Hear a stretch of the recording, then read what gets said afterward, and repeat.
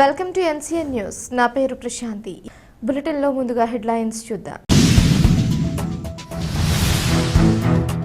CBN రాష్ట్రానికి భవిష్యత్తు తరాలకు బ్రాండ్. తణుకు ఎమ్మెల్యే రాధాకృష్ణ. గత 5 ఏళ్ల వైసీపీ పరిపాలనలో అమరావతిని వైఎస్ జగన్మోహన్ రెడ్డి భ్రష్టు పట్టించారని తణుకు ఎమ్మెల్యే ఆరిమిల్లి రాధాకృష్ణ విమర్శించారు. తిరిగి అధికారంలోకి వచ్చిన చంద్రబాబు నాయుడు అమరావతికి పునరుజ్జీవం పోశారని అన్నారు. న్యూజిలాండ్లో ఎన్ఆర్ఐ టీడీపీ సమావేశంలో ఎమ్మెల్యే రాధాకృష్ణ ముఖ్య అతిథిగా పాల్గొని మాట్లాడారు. రాష్ట్రంలో చంద్రబాబు నాయుడు, ఉప ముఖ్యమంత్రి పవన్ కళ్యాణ్, మంత్రి నారా లోకేష్ సారథ్యంలో అభివృద్ధి సంక్షేమాన్ని సమపాళలో అమలు చేస్తున్నారని అన్నారు. అమరావతి నిర్మాణంలో పరిపాలనా భవనాలు నిర్మిస్తున్నారని తెలిపారు. గతంలో 70% అమరావతి నిర్మాణాన్ని పూర్తి చేసిన చంద్రబాబు నాయుడు తదనంతర కాలంలో అధికారంలోకి వచ్చిన జగన్మోహన్ రెడ్డి కనీసం 6% పనులు కూడా పూర్తి చేయలేదని విమర్శించారు. మరొక వైపు పోలవరం నిర్మాణాన్ని సైతం చంద్రబాబు నాయుడు పరుగులు పెట్టిస్తున్నారని అన్నారు. 2 ప్రాజెక్టులు పూర్తయిన తరువాత 2029 నాటికి ఎన్నికలకు వెళతామని అన్నారు. సిబిఎన్ అనే 3 అక్షరాలు రాష్ట్రానికి భవిష్యత్తుకు తరాలకు ఒక బ్రాండ్ అన్నారు. అధికారంలోకి వచ్చిన 16 నెలల్లోనే 16 లక్షల కోట్లు పెట్టుబడులు రాష్ట్రానికి వచ్చాయని తెలిపారు. అనేక రంగాల్లో రాష్ట్రానికి పెట్టుబడులు వస్తున్నాయి అంటే కేవలం చంద్రబాబు నాయుడు చేస్తున్న కృషి కారణంగానే అని అన్నారు.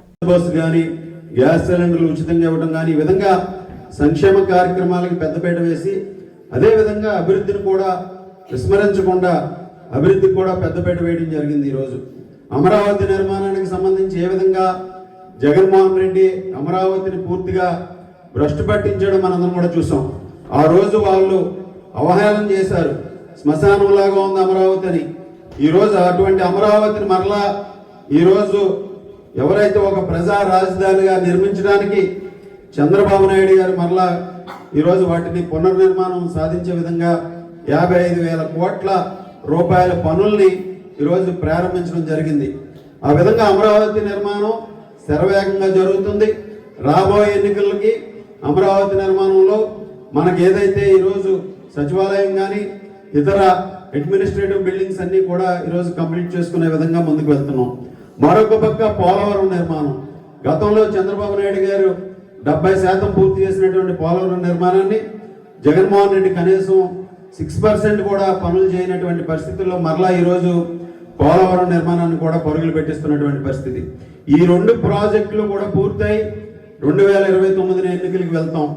పోలవరం నిర్మాణం పూర్తయితే అటు శ్రీకాకుళం నుంచి ఇటు కుప్పం వరకు అనంతపురం వరకు కూడా ఎక్కడా కూడా సాగునీటికి తాగునీటికి ఇబ్బంది లేకుండా రాష్ట్రం అంతా కూడా సస్యశ్యామలం అవుతుంది అనేది ఈరోజు మనందరం కూడా గమనించాలి.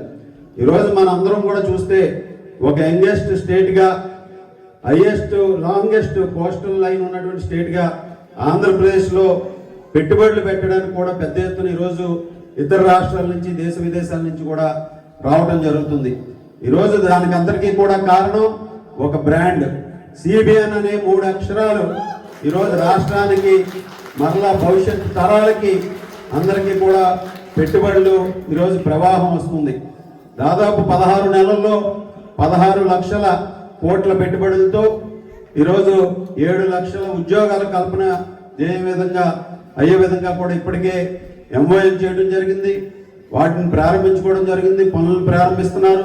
అనేక రంగాల్లో ముఖ్యంగా గ్రీన్ ఎనర్జీ కానీ, మ్యానుఫ్యాక్చరింగ్ కానీ, అలాగే టూరిజం కానీ ఇటువంటి రంగాల్లో పెద్ద ఎత్తున పెట్టుబడులు ఈరోజు ప్రభుత్వం తీసుకురావడానికి కారణం అది కేవలం చంద్రబాబు నాయుడు గారు. అదేవిధంగా మనందరం కూడా చూసాం, రీసెంట్గా మీరు అందరూ కూడా చూసే ఉంటారు. ఆ రోజు జగన్మోహన్ రెడ్డి వైజాగ్ని రాజధాని అని చెప్పాడు, కానీ ₹1 కూడా పెట్టుబడి పెట్టలా. 500 కోట్ల రూపాయలతో ఒక ప్యాలెస్ నిర్మించుకున్నాడు. నేనే పర్మనెంట్గా ముఖ్యమంత్రిగా ఉంటాను, ఆ ప్యాలెస్లో ఉండి నేను రిషికొండ ద్వారా బీచ్ని చూసుకోవచ్చు అని చెప్పి ఆ ప్యాలెస్ నిర్మించుకున్నాడు. అంతే తప్పితే ఎక్కడా కూడా ₹1 పెట్టుబడులు రాలా. కానీ ఈరోజు మన ప్రభుత్వం వచ్చిన తర్వాత వైజాగ్ ఒక ఫిన్టెక్ హబ్గా మారుతుంది. అక్కడ అనేక మంది పెట్టుబడులు పెడుతున్నారు.